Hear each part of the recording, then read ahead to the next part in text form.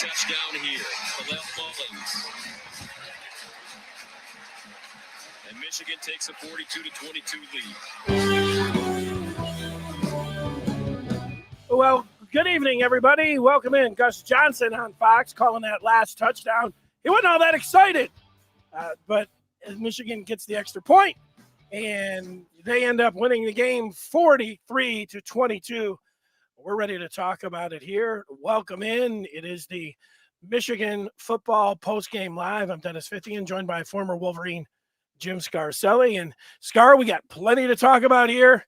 And Michigan goes out to Indianapolis, and they're 13-0, and they're back-to-back Big Ten champs. What are your thoughts?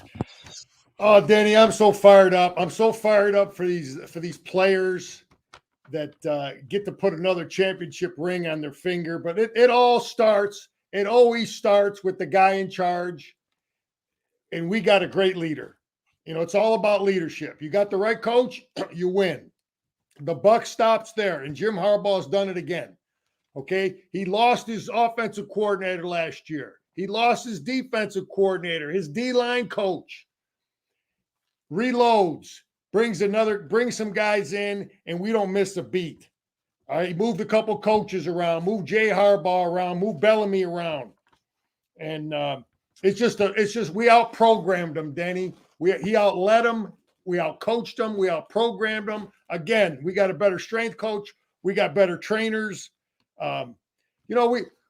We had, my buddy texted me the other day. He says, it's amazing that we can win after we beat Ohio State. He says, now that we finally got a quarterback, we can win. I said, no, we got everything, man. We got good defense too. We got a run game. We got the whole package. It's not, we've won with two different quarterbacks.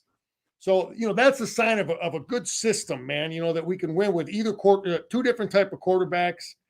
And, he went out and got a center. He was able to get Alls to come back and Mozzie to come back. Mozzie had a great year. And, Denny, we don't rebuild, we reload, and it's all about that right there. You see what that is right there, Denny? It looks like a ring. That's a Big Ten championship ring. Okay. And Coach Harbaugh's got two as a player, and now everybody's got two more, all them coaches and players, 2 years in a row. They got rings. No one can take it away from them. They got rings for life. Great job, coach, players, and the whole deal. Yeah, I mean, it's fabulous to be on after the Big Ten title game, and all the things that you say are true. And you can start in a million different ways. Michigan wins this game tonight. It was a pretty entertaining game. And Michigan started out fast, and then kind of like they have all year long, it was a close game in the first half. It was only a 1 point game at the half. But if you're a Michigan fan and you're like, wow, man, this might not be going so well. You've been down this road so many times. You just say, well, Michigan will come out in the second half, and they're a second half team. And not only did they come out in the second half and play like they did. I mean, like right off the bat, you got Donovan Edwards going for, 60 yards. And then, the next drive, it happened again. The first two drives, the first two series of the second half, they really, it felt like the game was over after that. And a lot of different guys making plays in this game. But, if Michigan, here they are 13-0, and whenever you're listening to this, we're live right now. But later on today, just in about 12 hours, the selection committee will rank the teams. And we know that Michigan is going to be number 2. We know Georgia's going to be 1. We just don't know if Ohio State's going to be number 3. We don't know if TCU is going to be number 3, or we don't know if Alabama is going to slip in there. Those are the things that we don't know. But for Michigan, as I sit here, Scar, if somebody wanted to say, what do you think of Michigan this year? I'd say Michigan's 13-0, and they're a second half team, and they're a big play team. And that's what they did tonight. They were a second half team, and they were a big play team. And here they are 13-0. Yeah. Hey, offensively, we've won and we've moved the ball in different ways at different times against different teams. We'll take what you give you. Purdue did a pretty darn good job of defending our run. Ron English, the old Michigan defensive coach, he did a pretty good job of slowing our run game down early in there. But then that second touchdown drive, that's when I really started to get I got confident that because we were starting to get our power play going and starting to get some things going. And he really feared our run game. They overplayed it at times, and we didn't play. We made a lot of mistakes on both sides of the ball in the first. This whole game we made mistakes. We found ways to overcome them. We had guys that stepped up and made plays. The 5-star freshman, he played like a 5-star today. Johnson, big plays, man. And Donovan, big play, made that guy miss. Donovan Edwards had the best football game he's ever had at Michigan. We've seen him run by people when a play is well blocked. But today he made people miss. He ran through tackles. He played with one arm. He didn't turn the ball over. A lot of really good things. But that second drive really gave me a lot of confidence because that's when we started to get started blocking them. You're talking about the second drive of the second half? No, the second drive of the first half. Well, the second touchdown drive was when I started to see, that we were moving them a little bit. We started to execute and get the run game going a little bit, through our best stuff, our best plays. Yeah, well, with Edwards, in the first series, it's the first play of the second half, he goes for 60 yards. The surprise there was that he got caught. I didn't think anybody would catch him, especially when you saw the way that he had the 75-yarder and he broke off that 85-yarder in the second half last week, I should say, against Ohio State. So that was a little bit of a surprise. And then that second series, JJ hits Schoolmaker for 40 yards. And then to your point, what you're talking about with Donovan Edwards, I think out of the 2 long touchdown runs he had against Ohio State, anything else that he had in there, the catch that he had against Rutgers, he ran in between the tackles, and he was the 27-yard touchdown run that he had right up the middle. He was smashing into guys. He was bouncing off of guys, and he wasn't going to be denied. He got in there, and it felt like to me that was one of the nails in the coffin, even though, there was only the second series in the third quarter. That was I think that was his best run in the maize and blue. Yeah, I thought he had a great game with the physicality and making guys miss, and that one touchdown run he had. I don't know how many guys missed, but our line blocked pretty good considering. But Purdue was overcommitting. They were bringing a lot of pressure. They made things difficult for us. So I got to give them credit. For some of the things they did defensively. They're not, they're not a great defense. They don't have the best athletes, but they're well coached. Both sides and all phases, Purdue was pretty well coached. But our offensive line, how many times on fourth down, Danny, did we convert? We only tried maybe 3 times, and we moved them and we converted it. You could see that, and those were big fourth down conversions. And I'll tell you, we're going to go down to the podium. Jim Harbaugh is ready to accept the trophy from Kevin Warren, who's talking right now.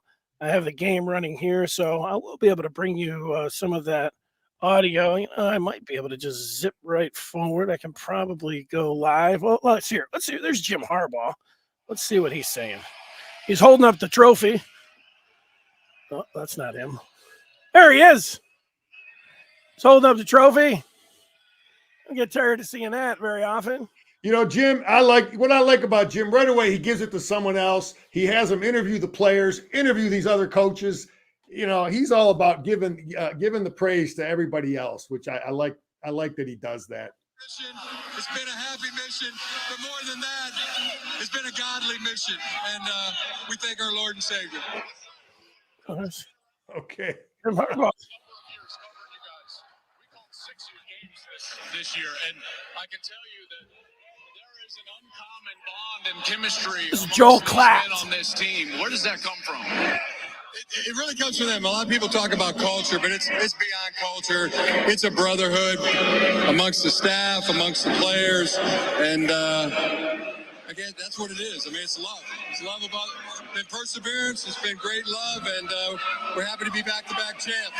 Ronnie Bell, get in here, Ronnie. Well, there he is. Danny, he talks about that love and that camaraderie, and I know in the past when we weren't winning, people would make fun of the trips we were taking to South Africa and France. And, he took them around Michigan this year. But, all that matters, man. You start building a bond. You start building a love and a brotherhood. And, that matters when you get in tough situations and you get in, you go through tough times as a team. And, he really has, those guys caring and fighting for each other. But, let's talk quickly about JJ, Denny. God, did he so many big plays with his legs. The first touchdown was set up by him on 3rd and 6. He scrambles out. He finds Ronnie Bell, and it just the thing too, Denny, is when you're facing a quarterback that runs around, you got him 3rd and 7, 3rd and 10, 3rd and 12, and the guy runs around and keeps the drive alive. It's just so discouraging for a defense, and it wears on you from a conditioning standpoint also, especially when you're indoors. But his legs were the difference all year for us, between by making our offense a better offense than it was last year. And, he only had the one mistake, throwing the ball that was a high risk pass, trying to keep it alive. But how many times did he convert, big third downs? I've got a couple written down here, big third down conversions with his legs. And he threw the ball real well today. That dime to Ronnie Bell in the end zone was a small window. He had very few balls that were not catchable. So once again, over 200 yards JJ last week was against the outstanding. Buckeyes, over 180 yards Donovan Edwards in the championship game. Tell me what it means to you to step up and do what you've done in the absence of Blake Corum. First and foremost, I couldn't do this without my Lord and Savior. I'm blessed to be able to do.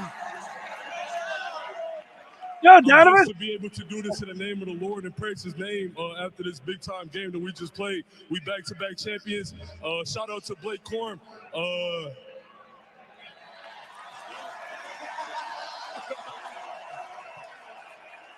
Blake Corum is the best running back in college football. He deservedly needs the Heisman. If he didn't get hurt, he would have easily won the Heisman. So shout out to Blake Corum. This for you, baby. Well, Donovan Edwards. That's that love of, that's that brotherhood. That's good, There's been a clear mission with this team, and it was plain as day last Saturday and then here tonight in the championship game. You guys have your eyes fixed on what's to come. You're 13-0 now. Tell us what your goals are ahead. I mean, it's kind of self-explanatory what our goals are. I believe that we talked about it all year, and it's not really much more need to be said. I want to give another shout out to the best running backs, Coach Mike Hart, and the best college football team, and my best friends on this team, my brothers, the Michigan football team. I love y'all boys. Let's go do what our main goal is. Congratulations, Star. I tell you, I watched Donovan play in high school, and we heard all the hype, and I remember some of the guys that got all the hype that we brought in, and I said, Donovan Edwards, we hit the jackpot there. That guy is worth the hype, and he's playing out like it. And I love his attitude. He's about team. He's about talking about Corum. So those things are Coach Hart. That's not by accident. That stuff is all instilled from the leader. Talking about your teammate, and because they see him do it. They see Coach Harbaugh give credit to everybody else. So your players are going to respond. And Donovan had a great game. One of the greatest things he did, he secured the ball. Every time he carried the ball, then he had to carry it only with his left hand. I mean, that darn right hand has a serious cast on it still. But our receivers were good. We missed a couple blocks in there on some bubble screens. I was frustrated with some of that stuff. We didn't block the right guy, but we made some mistakes there. But it's good to get. You see Denny with Scooney in the game. We can run to him at the point of attack. So that was good. And they threw the wheel route to the freshman. That was our first touchdown. And JJ threw a dime to a big athletic kid. It was a small window. It was right where it had to be. That was the wheel route. And it was well executed and a good throw. But we got good tight end play, better blocking out of our tight ends. So that group was fine also. Colston Loveland is a star. He comes up, he just has the one catch, but 25 yards for a touchdown. But he had the 45-yard touchdown to get Michigan that first touchdown of the second half against Ohio State. And he really is one of these guys that if you talk about this team, and now you're talking about a special team, you're talking about a Big Ten championship team back-to-back, and a team that's got their eyes on winning it all. But if you go through, they handled distractions, and then they had a lot of different guys step up throughout the year. They had the quarterback distraction, even though they had the non-conference schedule. No coach had ever come out and said, hey, you know what? We're going to have a quarterback competition in the first two games. We're going to start Cade, who won the Big Ten championship last year. And then we're going to start J.J. McCarthy. And then we're going to go from there. Everybody's like, oh, freaking out. But they did that. And then, Cade gets hurt. Blake Corum gets hurt. Donovan Edwards steps in for him. Eric All gets hurt. Schoolmaker's there. You get Colston stepping up. That offensive line, it wasn't intact the whole year, Scar. Trente Jones went out. Ryan Hayes went out. Trevor Keegan went out. They had different guys going in there. That's a lot of different players. Danny, you had the legend. You had Lloyd Carr on. I listened to you guys talk, and Lloyd hit it right on with all the injuries and all the that's why you got to recruit, man. You got to recruit good players. You can't just win with 22. You got to have a team. And then, people dogged us out for those 3 games, but there was a benefit. Just like Coach Carr said, there was a benefit to that. We played a lot of guys. We got it. We developed a lot of depth, and we needed it. And the other thing, Denny, that, I understood it as a player and a coach is when you win, everybody in the Big Ten, especially the Eastern teams that had to play us, they were spending more time on Michigan in spring football. All right, let's go back to Indy. Let's see. We got Jim Harbaugh. See if we can hear.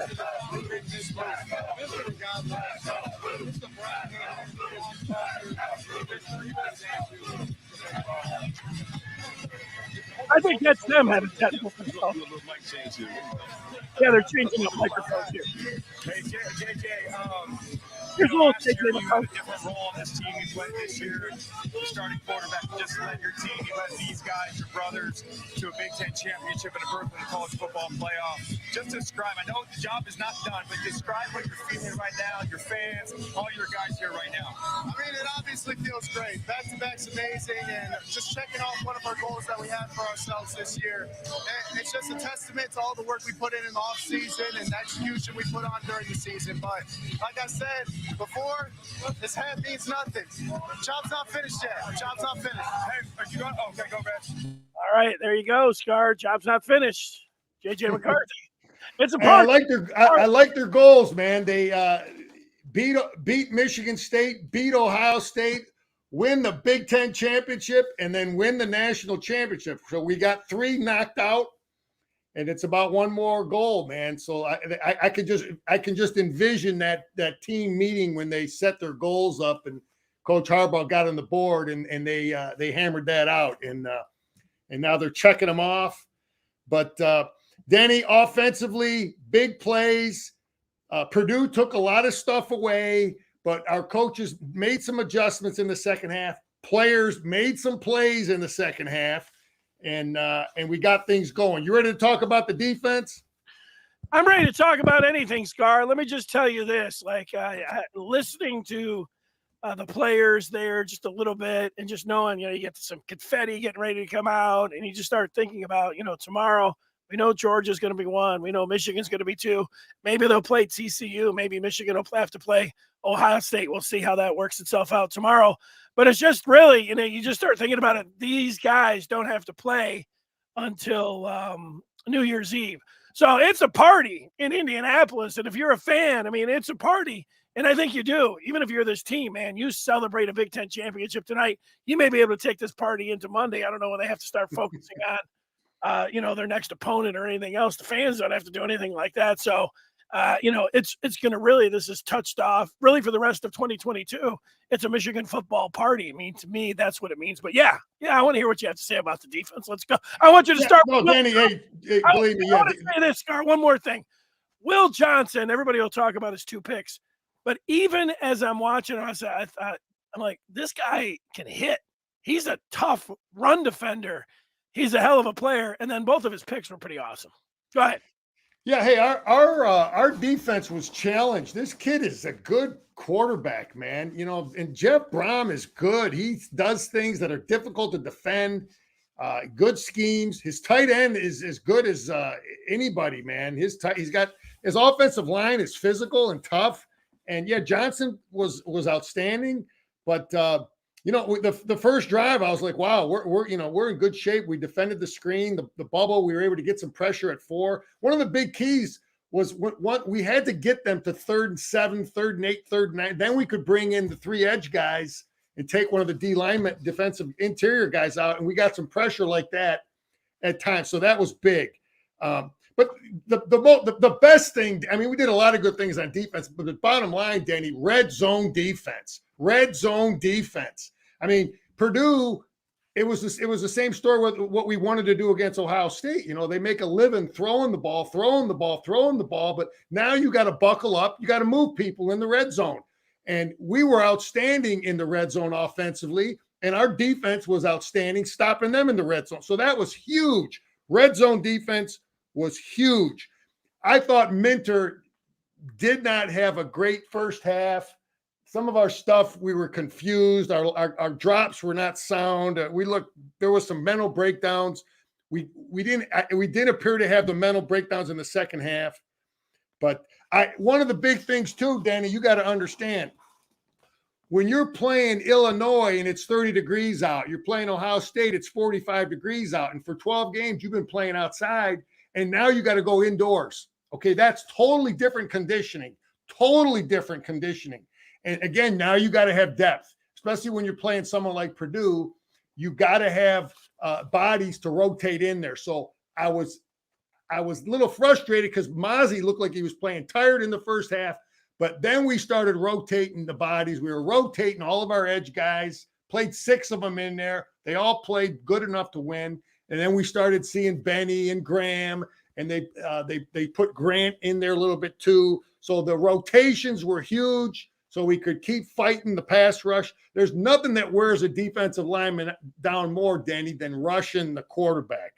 But I know I threw a lot at you, but they did not get their run game going enough. So I wouldn't say we made them one-dimensional, but we pretty darn near did. And that's, again, the Michigan defense was able to do that. Yeah, as I was sitting back watching him in the first half, Chris Jenkins was getting in there, and Harbaugh likes to talk about that run wall, and I could see a little bit of a run wall, and Mozzie might have missed some things here and there, but he was running around and moving the pocket a little bit too. Harrell made a lot of plays in the first half. He seemed like he might have been their best defensive end, and it's one of those things. Like, they didn't have Mike Morris. I mean, Mike Morris was their sack leader, and he missed that game. He missed this game. And in the second half, I saw a little bit of 91. Taylor Upshaw was making some plays, and then I think he's the fan favorite, Yabi Oki. It's a cool name to say, and he was all over the place, diving at the quarterback's legs, moving him around, weaving in and out. He's a tough guy to handle. He's got a lot of athleticism. Oh, those guys in the it seemed like the front 7, they were moving around. Look, Purdue, the ball comes out pretty quick. That's a tough quarterback to defend. Yeah, that Jeff Brom, again, he's smart. He realizes we could rush the quarterback. We did not rush well early in the game on first down. First down, Brom will throw the football. So I think defensively, if I'm playing for Michigan today, normally first down against most teams, you're thinking run. But against Purdue, so you're changing your stance, your mindset. So I think our defensive players and our coaches, even they started to change their thinking. So we started to get some pressure on early downs, because it's just different. You play Purdue, it's not like playing Iowa on first down. You might have to widen out and think pass rush a little more. But like the flea flicker run, there's a Jeff Brown play. They hurt us with that. We've never seen that before. But I thought Junior and Barrett, We struggled a little bit in the first half with some of our zone drops and some of the things we were doing, but they got situated. How about the Mullings kid, Denny? This kid makes tackles and he scores touchdowns in the same game. Number 20. He played defense and he ran the football. So that was great to see. But our secondary was challenged today. No deep touchdowns over the head. They had to work for everything. But it was, it wasn't a great secondary performance. It was good enough to win with Johnson having having some big plays. And Coach Mo always used to say, and these guys want to throw. That's what they want to do. That's their offense. Okay, you can't get frustrated when they complete passes on you, but in the long run, they're gonna throw one to you. That's what he always used to tell us. They're gonna throw one to you. There's gonna be a tip ball. They're gonna make a mistake if they live and die with the pass. So we made them pay tonight with Johnson making some big plays against their pass game. That controlled the game. They were. Wait a second. I didn't know I had the audio up, so I'm going to work on that. I want to just play a little bit from the game. Go give me a little bit more here, Scar. How do you think the four teams will? I want to know what four you would have if you were on. Well, they'll put out there. Listen, Urban Meyer. It's interesting. If you ask coaches, his Urban Meyer is about who would you not want to play? Who are the best teams? And if you ask me, who are the three teams I don't want to face? Number one would be Georgia. That's the first team I don't want to face because I think they have great talent. The next team I don't want to face would be either Ohio State or Alabama. Those three teams have the best players on their roster of any teams that we would have to face. So Georgia, but that's not the question. The question is now who deserves it. I'll play TCU. I'll play USC. I said it for the last 3-4 weeks. I said, I'll play TCU. I'll play USC any day. We'll move the ball on TCU. Okay. They're not seeing offenses like us. We will move the ball on them and we will defend them. I'm hoping it's us and TCU and Georgia and Ohio State. That's what I'm hoping. I would hope they would reward TCU for having been played in a championship game and not punish them because they played in a championship game. I would hope they would punish Ohio State for losing and getting whooped at home, getting beat bad at home, whereas TCU lost a close game in a championship 13th game. So that's what I'm thinking. Georgia 1, Michigan 2, TCU 3, Ohio State 4. I think that's what they're going to do because you can't award Ohio State, getting beat bad at home, even though physically on the hoof, just like Urban Meyer's trying to say, I would much rather play TCU than Ohio State. I'm sure Georgia probably feels the same way. Well, you're falling into a trap that a lot of fans do. You're talking about who deserves it and what's, how you think it should play out because of, what you've seen out on the field. And here's what you need to remember about the selection committee. They don't have to do anything. What they want to do is not really put the most deserving teams out there.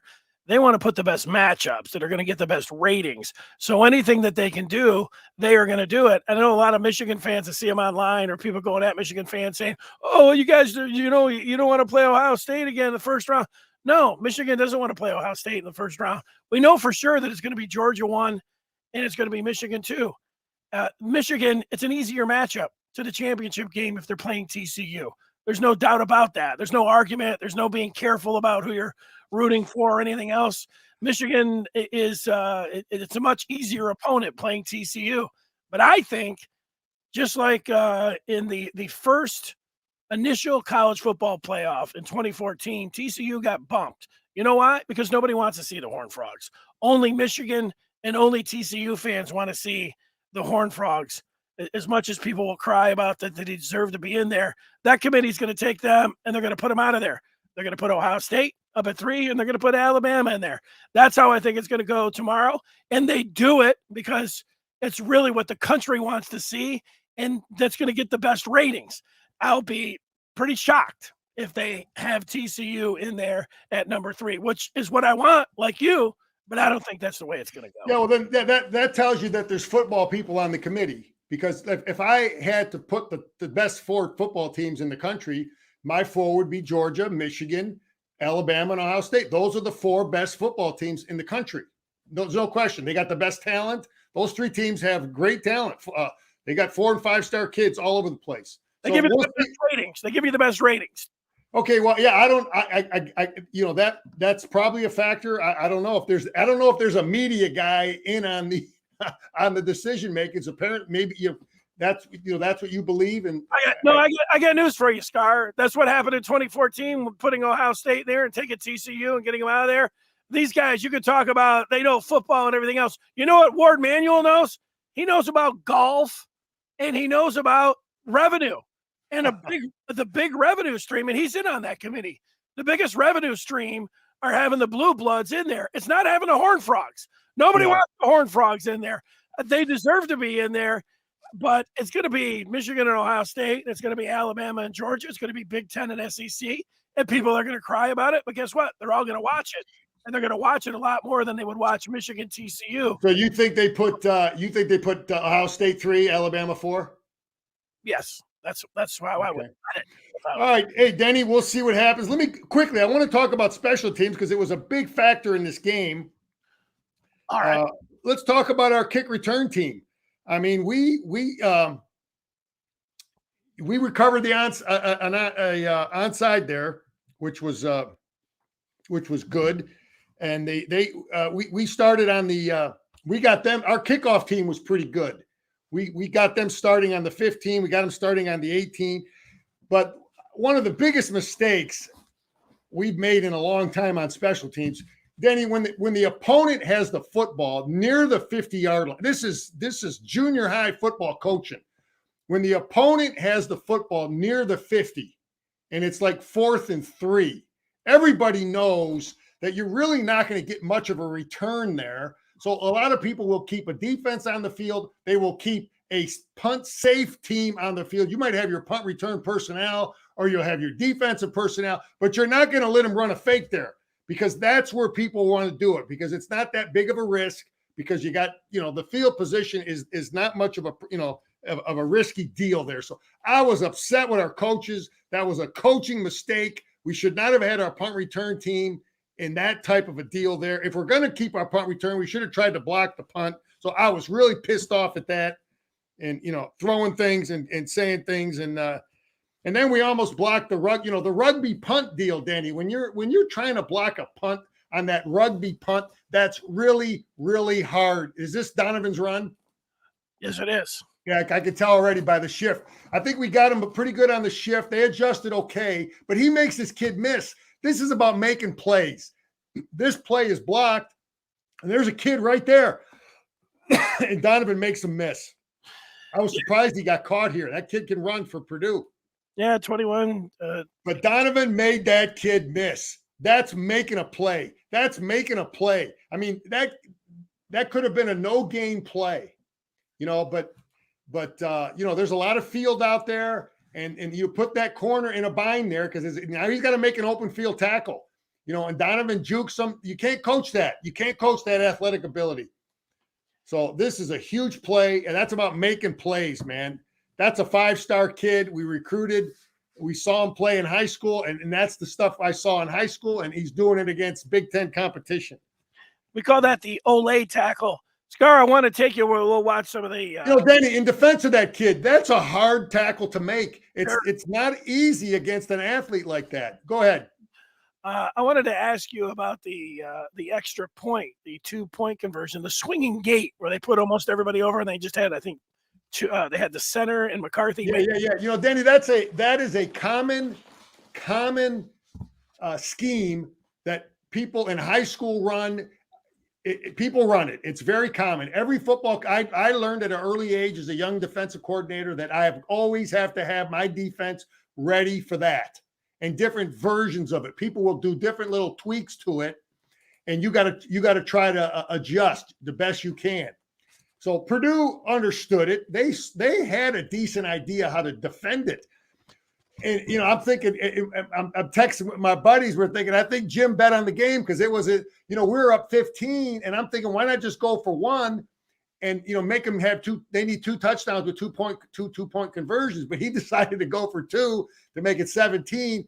But anyway, Denny, that is a scheme that coaches use. People use it, and the center was eligible. If you look at that play, how we ran it, our center was a tight end who snapped the ball, and now he can go out. He's eligible. He is an eligible receiver. So it was a good scheme. And JJ found he had a lot of options there, but I'll give Purdue credit. They actually defended it pretty decent. And this is Mullings in here. The guy's making tackles and he's making runs. Well, he's really an unheralded star for this team. He comes in the middle of the week against Ohio State, and he moves over to running back. They put in that crazy jump pass for him. He's in there today. Scar, so you would say, and here he bangs it in there for the touchdown. That's just physical. I mean, our offensive line, when we needed a yard, Denny, for the most part, we got it. And that's, Purdue wasn't going to do that to us. They had to, that wasn't happening. So, Urban Meyer said it before the game. Michigan has won the line of scrimmage in 13 football games on both sides of the ball. We've won the line of scrimmage. That's coaching. That's recruiting. That's Ben Herbert. That's all the stuff. That's technique, and that stuff is coached. But real quick, Danny, as much as mad as I was at our special teams for giving them that darn fake punt, because I thought that was a dumb mistake by our coaches, their guys turned around and did the same thing and jumped off sides where we were lined up to kick a field goal, and then one of their guys jumped off sides. So their players made a mistake, and our guys could have easily, possibly jumped on that, but we didn't, and we ended up taking that down and scoring that touchdown there, our second touchdown. So that was about discipline that we had that they did not. So special teams, we had one big mistake. Otherwise, we did some good things. Yeah, I'm still I go back to Khalil Mullings and think about him last week. So, he's not a running back. He was in the spring, and maybe he was a little bit in fall camp. But, Michigan had Blake Corum, Donovan Edwards, CJ Stokes, Tavier Dunlap.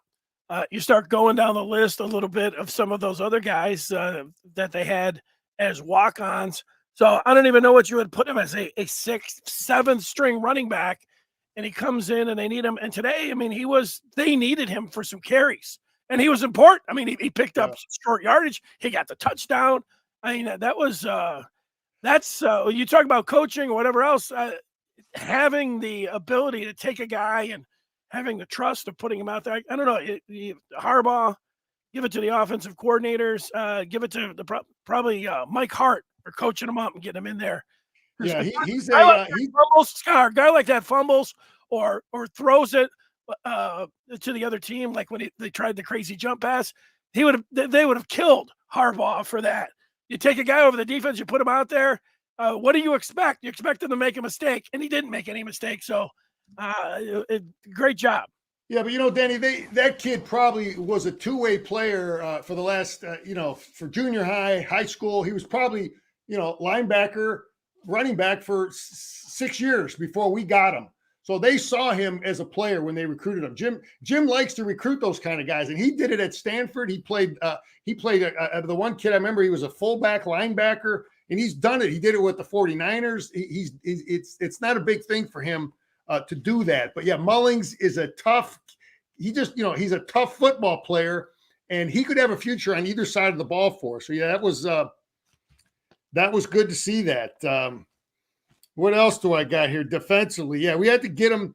I got red zone. I got under defense. I got red zone. That was the big thing, man. That they threw it up and down in between the 20s, but the red zone, we got things done. I thought we started the game out a little bit too much zone. That's why they were having so much so much success.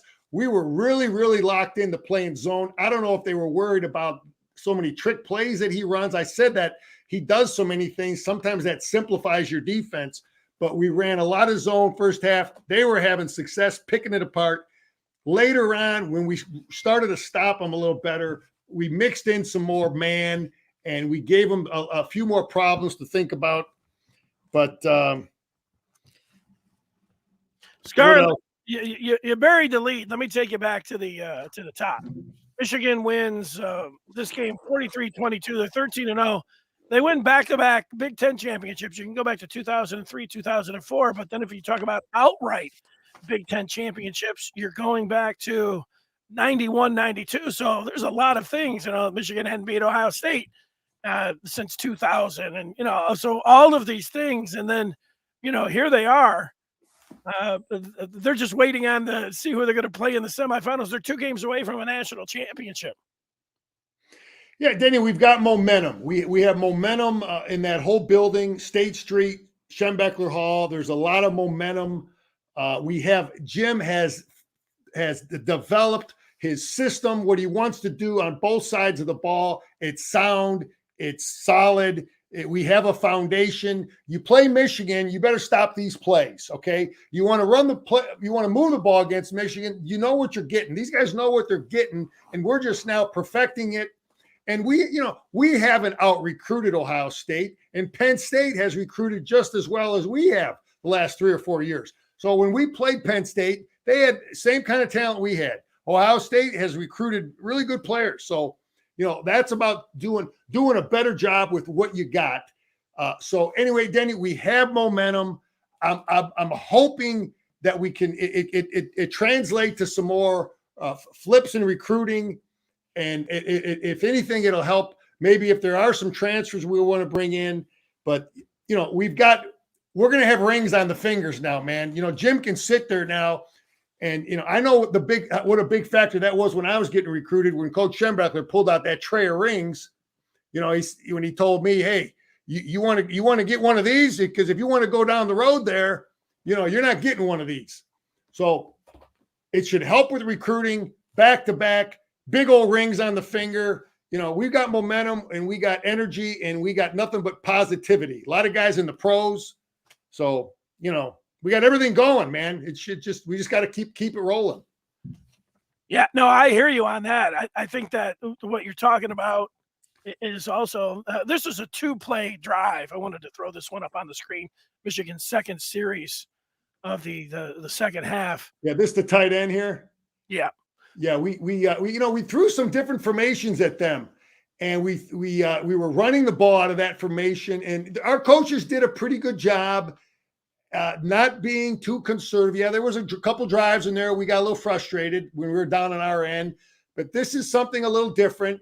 Gus explained it Joel explained it pretty good. We got Scooney coming across there, and it's such a big thing to have him back because now, you can see they got to defend the point of attack where he is as a tight end, and now he's a threat as a receiver too. And the young freshman is getting better. He had some good blocks in there today. This is Edwards. Sorry to interrupt you, Scar. This is Edwards' best run in the Mason Blue. I think this is the best run of his career at Michigan. Physicality, making guys miss, running through dudes. I think that's his best run since he's been at Michigan, in my opinion, because it showed toughness, it showed physicality, it showed athletic ability. Make guys miss, show toughness, one hand. I thought that was his best run. I mean, it was blocked okay, but he made a lot of Boilermakers miss. Well, he does so much in the pass receiving, and you get him out on the edge, you can make those moves. I mean, this is right up the middle. I mean, that's the thing you like about it. Yeah, there's this little seam in there. We block down, we kick out with the tight end. He makes that guy miss. Oh, that's nice. Make a miss there, misses. That's beautiful. That's 6 tackles. That's the stuff that, always kind of was separating, Corum and him, is that ability to really, so this game for him is going to give him a great deal of confidence. His hand will be healthy in a month when we play again. And we're going to get everybody healthy. Jim will be smart with, bowl practices, and, things are rolling, man. But that was a great run by him. Give him a big time confidence. Yeah. Denny, I got to just give a quick shout out to Mike Hart, because his running backs, we didn't fumble the darn football. The last 2 games, right? We didn't fumble the football, right? No. No, that's all. That's about Mike Hart and coaching and how he works on it in practice. I've been to their practices, man, and he did that as a player, and he has those guys, doing the drills and doing the things to make sure that they, secure the football. So that's huge in this game. Because what was my text message to you before the game? You remember what I texted you? Secure the football. I said, secure the football, we win. If we secure the football, we win. As long as we don't give them any gifts, we'll win the football game. And it played out. Yeah, and I just want to look to New Year's Eve, and a lot of people speculating about how it's going to play out. Michigan's either going to play TCU or they're going to play Ohio State in Glendale in the Fiesta Bowl on the 31st, and that'll be the night game. And does Michigan, if you could sit here, does Michigan want to play TCU? Yes. You know why? Because it's an easier game. I mean, like, if you want to play Ohio State, if you have to play them, they're in the way. You'd like to see them in the championship game, but you would like to see TCU because it's an easier game. That doesn't mean you're running scared. It doesn't mean anything. It means that you're number 2 and you like the matchup better. It doesn't matter where you're at. You could say, if we want to be the best, we'll play the best. They've already played Ohio State. So, like trying to play them again, they might have to. And you know what? If they have to play them again, they beat them once in Columbus. Sure enough, both teams might have some players back. I don't know if Jackson Smith-Njigba might play or Travion Henderson for Ohio State. And you do see that in the history of college football, when teams have to play another team twice, that it's usually the advantage actually of the team that's lost. But, I think Michigan can beat Ohio State again. Oh, yeah. I'm totally confident that we can beat them again. I'm going to be, again, how Scar talks about being greedy, about wanting everything. I was a little discouraged with USC because if USC wins that football game and TCU wins that football game, we're not dealing with none of this Ohio State stuff. And I wanted Ohio State to be down. I wanted it to hurt the recruiting. I wanted it as bad as it could possibly be for Ohio State. And USC and TCU let us down in terms of making that happen. So now Columbus has a little more enthusiasm. They got a shot at being in this. They're going to be in this mix. And, so now there's more enthusiasm. Recruiting is going to be a little more positive. But listen, TCU, we will defend them and we will move the ball against that 3-man. What they do on defense is similar to what the Rich Rod defense. It's actually similar to what Ohio State did. The Big 12 defenses, they see that spread all the time. Okay. And I just think we would do a good job against that 3-man front. It's a 3-3-5 type of scheme, what they do. And I really like what we would, if we played TCU. But let's talk about the Buckeyes, Denny, if we got to play them. One of the biggest advantages Ohio State had in that game is we really didn't know how they were going to defend us. They knew how, what our offense did. They knew what our defense was going to do, but that was the one equation, was what was Jim Knowles going to do.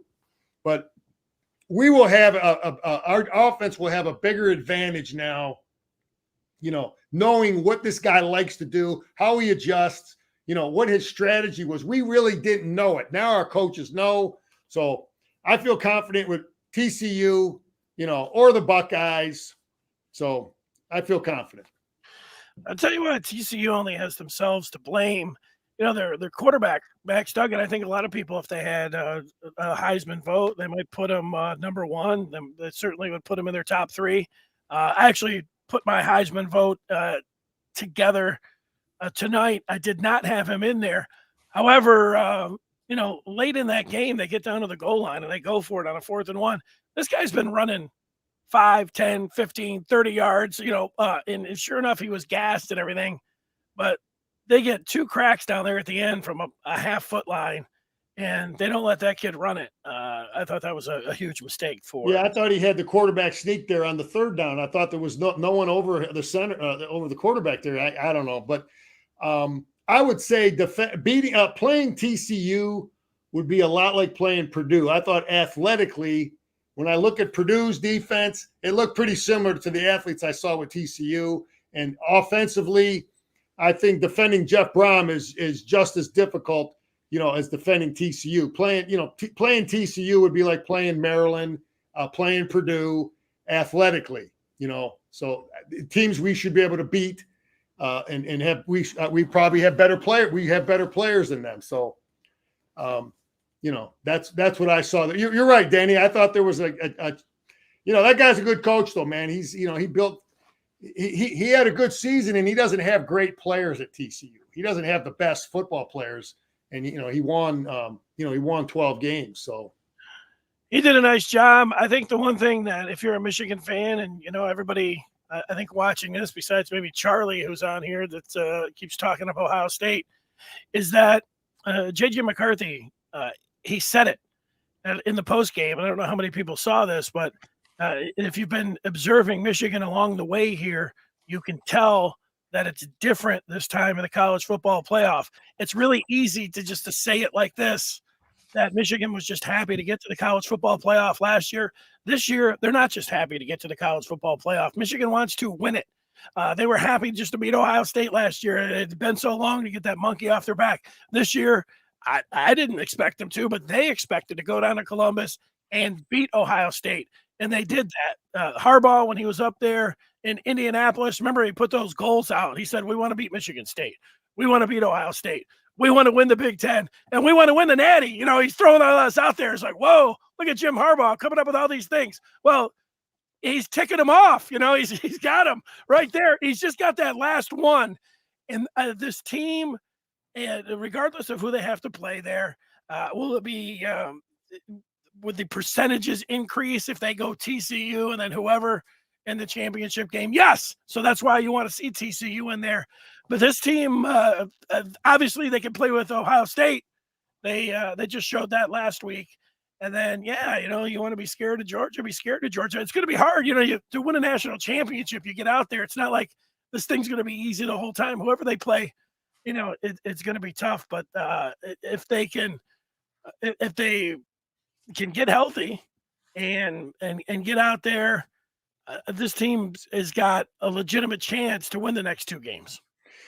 Yeah, it's one thing to have those goals, to write all that stuff down, but it's another thing, and you have to have good coaches, and you got to have good players, and we have that.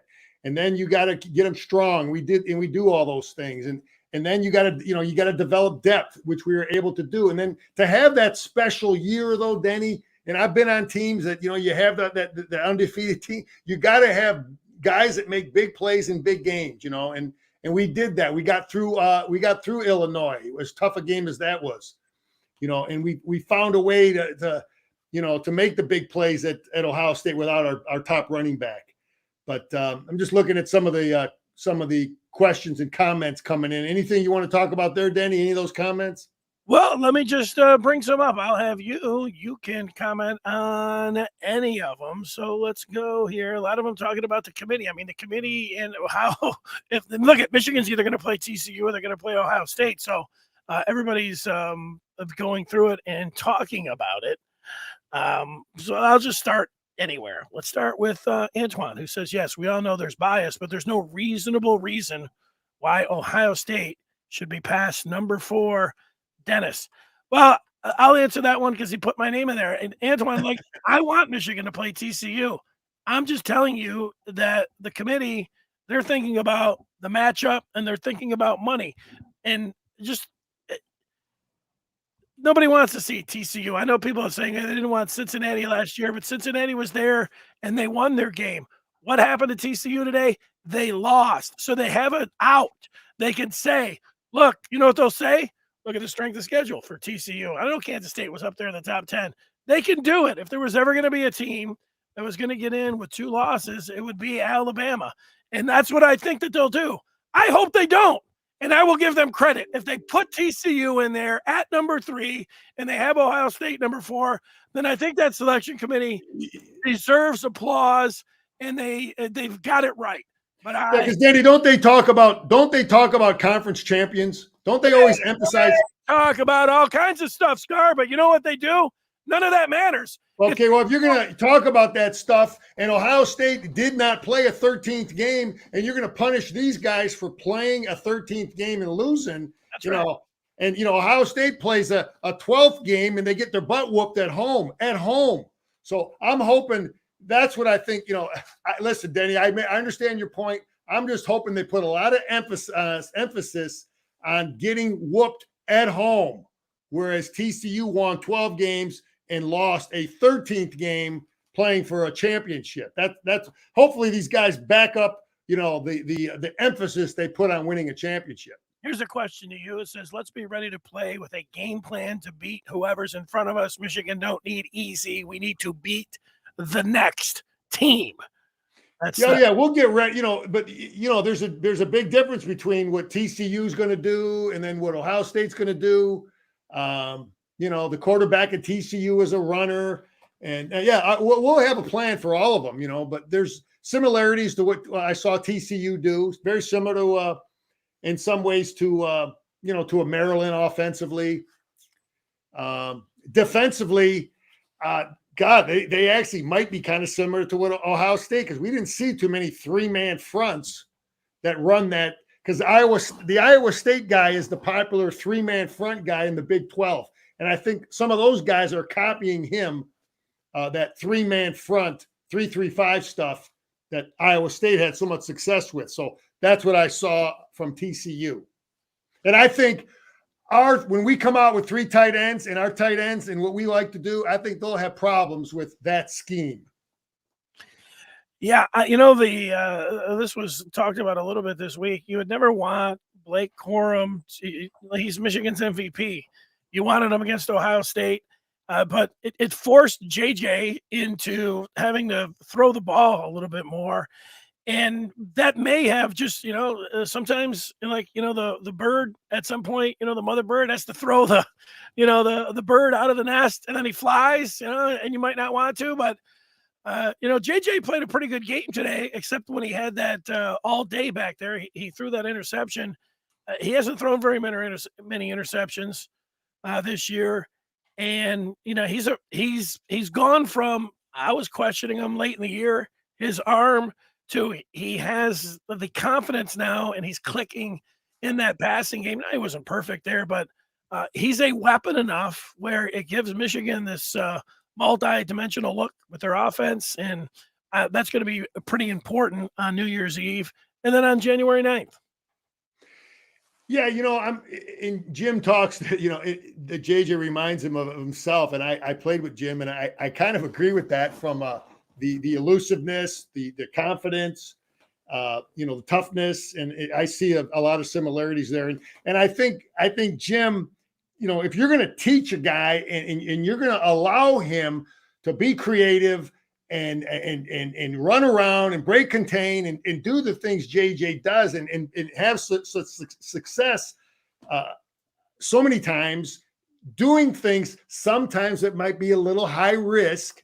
You cannot hammer the guy when he comes off the field and he throws an interception like that. It was a poor decision, but I think they handled it right. I saw Sharon Moore hugging him. And they know how to deal with that, because I've seen it many times as a coach. You can't beat the guy up if you have a creative quarterback like that. No, and it seemed like everybody hugged him. Everybody came over there. We're like, hey, JJ, you're going to be all right. You can tell they like that guy. Yeah, because but when I hear these Michigan players talk, that tells you the mindset. It starts from the top. They see a coach that is all about giving credit to his assistants, all about giving credit to everybody else, and then they just end up repeating everything that they're hearing. That's when I knew, when I was coaching, that we really had things going. When my players, when I heard them interviewed, they were saying the same things that we were telling them as coaches. So that's where I think that whole mindset down at Schembechler Hall is about team. It's about the next guy and, fighting for your buddy. Well, I was going to say we'll get Scars in my final thoughts, but if you're out there and you have a question, if you have a point, seems like my voice is coming along now. It was a little bit rough at the beginning, but now I'm fighting through it. So if you got some questions, you got some points, let's go to them. Florida says Corum is better at moving the chains and making people miss. We are more explosive with Edwards. His cast removal will give JJ an outlet. Go ahead. Yeah. I think he did try to throw it to him once or twice, but yeah, you're absolutely right. Corum, he's done. But Denny, you made a point. It's like Edwards is always, since he's been at Michigan, he's been like number 2, number 3. Corum was the lead dog, and last year was Haskins and Corum. But you know what? I've seen it many times as a player, and I saw it, and as a coach, people say, "Oh, you got this guy. How are you going to replace that guy? How are you going to replace this guy? This guy gets hurt. But you know what? So many times I've seen it at Michigan, and I've seen it at coaching, that you put this guy in there, and he knows he's the guy. And you watch how he responds, and you watch how he elevates his game. And that's what Donovan has done these last couple games. So yeah, Corum, it'd be nice to have him, but Donovan is going to elevate. And I think that whole running back room is going to elevate. And that's that's what we're hoping happens. Yeah, and there is it was the way outside chance, but I don't think anybody's really expecting it. But when they said when the news came out of the report that Blake Corum was done for the season, it seemed like Michigan got into their insiders. Josh Henschke, the publisher of the Maize and Blue Review, said, "Hey, Michigan." He said, "Look, there's an outside chance because if you add it up, was it just over 5 weeks, maybe 6 weeks till you get to January the 9th?" Maybe an outside chance that in a championship game you could see number 2 for the Maize and Blue come out there on the field. Not that it would be a sure thing that he would come back and play, but an outside chance that he could be in there. That would be pretty cool for Michigan. It's cool now. Getting into the college football playoff is cool. There's a lot of things cool about it. I wanted to ask you, Scar, what you like so much about it, and I'll let you think about it. For me, there's a lot of things that I like. This is this is the things that you think about, like you're hoping to have this kind of season. And there are times over the years when you look back and you can remember pretty much from the 70s when I didn't even know who the players were or anything that were out there, all the way up to 2007. The off seasons were always like, what, Michigan could win a national championship. They've got the players, they've got the coach, and if they can make 3, 4, 5 plays, that's kind of what the season's going to come down to. They can have an undefeated season, they can win it all, and it doesn't happen. It doesn't happen very often, and it happened in '97. So you're always thinking about that, and then to see them now that things have changed, where you have a college football playoff, and for the years that they struggled to get to this point, and even Harbaugh, where it's a hell of a story. I mean, Harbaugh, the pandemic season, you're looking at him and you're thinking, yeah, maybe they, no, you weren't saying that, but I was saying it. A lot of other people saying, look, maybe it's just time to move on. And yet he's turned this whole thing around to put them where they're at right now. All of that is fabulous. But I like how each and every day that if you turn on the TV and you're watching anything at all that involves college football, they're talking about Michigan. They have to talk about Michigan. Michigan's in the semifinal. They're going to talk about whoever they're playing. They're going to talk about Jim Harbaugh and what they've done for the last 2 years. They're going to talk about how that part, and then it just keeps the energy, because most people enjoy college football the most, and a lot of people that are watching here, their number 1 team is Michigan, so they just can't get enough. And it's just almost like around the clock, Maize and Blue. They're just talking about him, and you just can't get enough. And we're sitting, it's only it's now the 4th of December, but all the way up to the 31st. I mean, this is a huge chunk of days, and it's still Michigan's alive. They got a chance to win a championship. That part, I really enjoy that. They're still, Denny, that's what we want. We want that. That's what it was like in the 70s, in the 80s, where Michigan was beating Ohio State half the time. We were beating Ohio State 80% of the time. We were playing for championships. Those who stay, damn near everybody for 40 years, Schembechler, Moeller, Carr years, had a ring on their finger. And when you talking about Michigan all the time in the media, that's what we want the young people throughout this country, especially in the Midwest, so that the kids come to Michigan, so we get the best players, so that the kids are wearing Michigan gear. You go to the mall, they got Michigan hats on. You know, that's what we want to get. Put that green stuff in the closet. Okay, put that away. Send that to Salvation Army. Put the Michigan gear on so we can start dominating recruiting again. So it's all the talk of Michigan, Denny, it's all about momentum again. You know, it's all about momentum. And that's what we want. That's where we want our program. And you know, Scar, I like this question to you from Dan. Michigan may play Ohio State in the semifinal. They may not, but then they may have to play them in the final. We know that Ohio State's going to be in this Final Four. We just don't know if Michigan's going to play them first or if both teams are going to have to win and then they would meet in the championship game.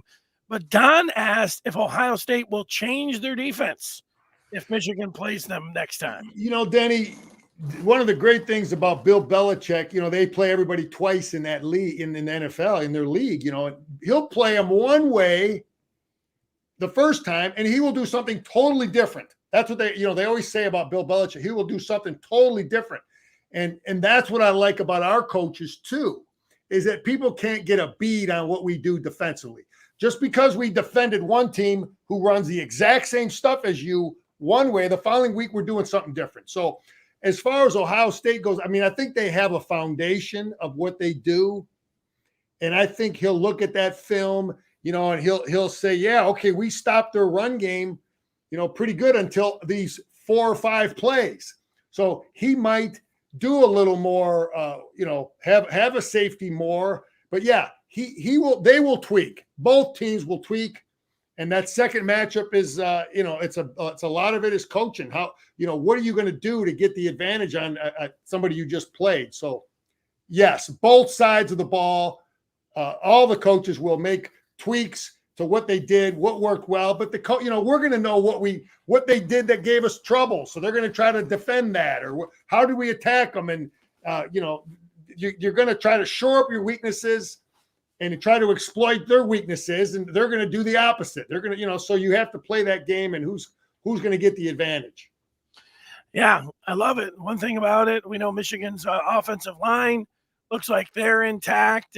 With Schoolmaker going down and not having Eric All, Colston Loveland comes in late in the season, and you can see, you know, he's a real weapon. You got 2 tight ends. You can start picking through who's the most important wide receiver, whether it's Ronnie Bell, whether it's Cornelius Johnson, Roman Wilson got a little bit of a look in there, and then Donovan Edwards. If he doesn't have that hand in the cast, his ability to be a mismatch out in the passing game is something that Michigan could exploit when you're thinking about a matchup, a 2.0 against OSU. Yeah, his presence on the field is a bigger problem when he's a pass threat. And you know, Denny, you know, I think when Jim ran the 2-point conversion, there's a part of me that was thinking, you know, maybe he ran that so the opponent has to work on it. Because sometimes teams will run things. Now you got to spend 10 minutes in practice working on the swinging gate, because that's what Michigan ran. So I've played guys that run so many of these different crazy things that you have to spend time on in practice, and it keeps you from spending time on stopping their best stuff, you know, to beat them. So Mullings is another cog in the wheel. He's valuable. Yeah, that's what Randy has. Yeah, he's a valuable kid, a two-way kid. Jim loves those kind of guys. The offensive line, if somebody texted earlier about the offense, I told you our offensive line protection was really good. Again, when you see JJ running around, most of that is because, you know, the defense is allowing these seams inside, or they're taking shots and letting him get outside the defense.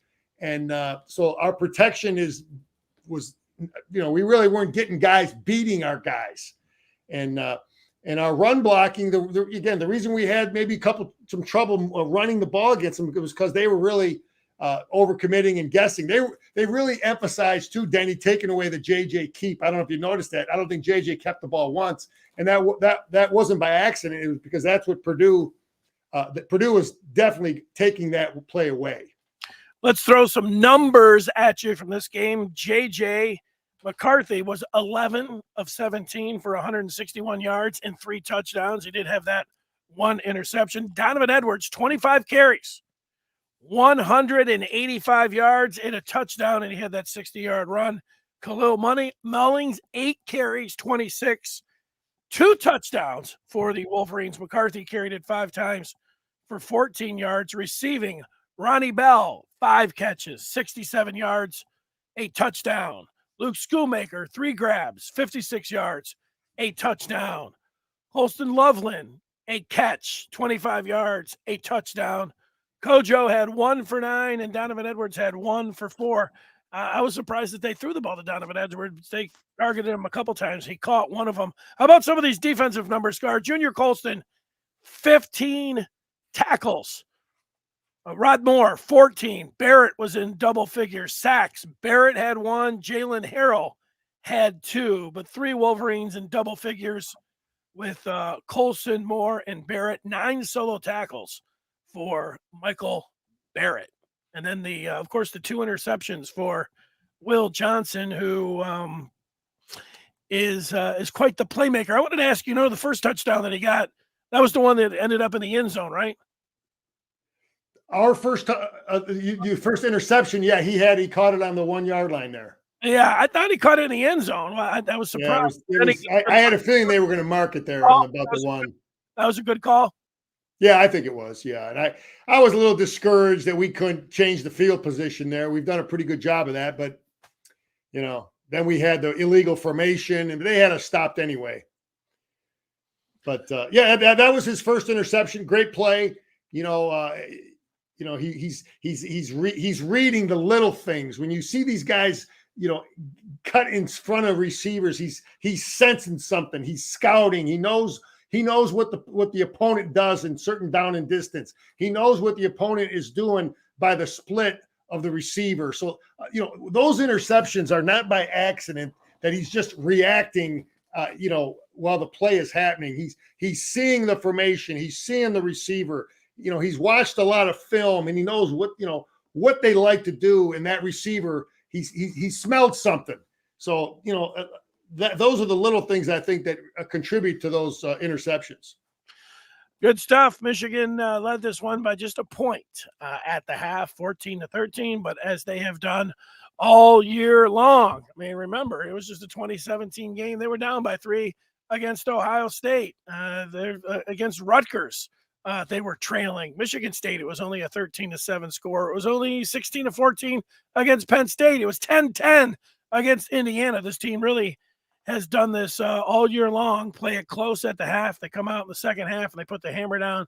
They did that. And they also had a bunch of big plays, and that continued as well for the Wolverines, who now, it's fun to say, 43-22. They're back-to-back Big Ten champs for the first time outright since 91-92. That's a long time. And they're 13-0.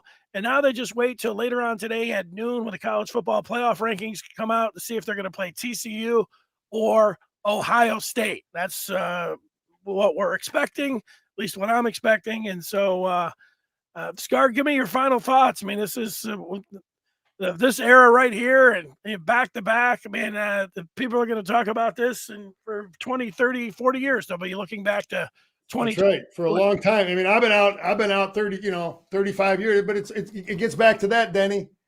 And that's for life, man. And Jim's done a great job of leading this thing, and it had to all come to play. We needed all of it. We needed great coaching from him. The change, the offensive coaches had to be good. The defensive coaches had to be good. The special team coaches had to be good, and they were all good. And the players had to be good in all 3 phases. I mean, Moody, we don't have the great kicker. We don't beat Illinois. All these little, you had to have it all come in place. And then you had to have the development of depth that we did, which was smart as coaches. And because how many guys got banged up, like Coach Carr talked about. So it was a masterful job by everybody. Players made plays when they had to. And don't, I know that the media and people now, it's all about the national championship and this college playoff, but don't underestimate what we've done to win a Big Ten championship. That is huge to win a Big Ten championship with these teams out there that we've had to compete against in that league. And that is not easy to do, man, with the powers that Penn State and Iowa and Ohio State. And these guys got big-time coaches with big-time budgets, with a lot of fans just like us. And we went through it all, man, and beat them. And we're the champion of the Big Ten Conference. So that is a huge accomplishment. Again, the ring, they got it for life. Denny, I'm signing out. It's all about Go Blue. We're hoping for TCU, though, baby. I'm with you there. Big Ten record, 44th Big Ten title for the Maize and Blue. All right, for Jim Scarcelli, I'm Dennis Fithian. We'll talk to Scar on Monday at 1 o'clock. Don't forget, we're on after every Michigan football and basketball game. The Wolverines are out in London. They're playing a 1 o'clock Eastern game later on today. So we'll talk some Michigan-Kentucky coming up on a Sunday afternoon. That'll be fun. We'll see you then. All right, for Scar, Dennis Fithian, 44-22. That is the final for the Wolverines, who win the Big Ten. We'll talk with you on Monday at 1 o'clock with Scarcelli and his film.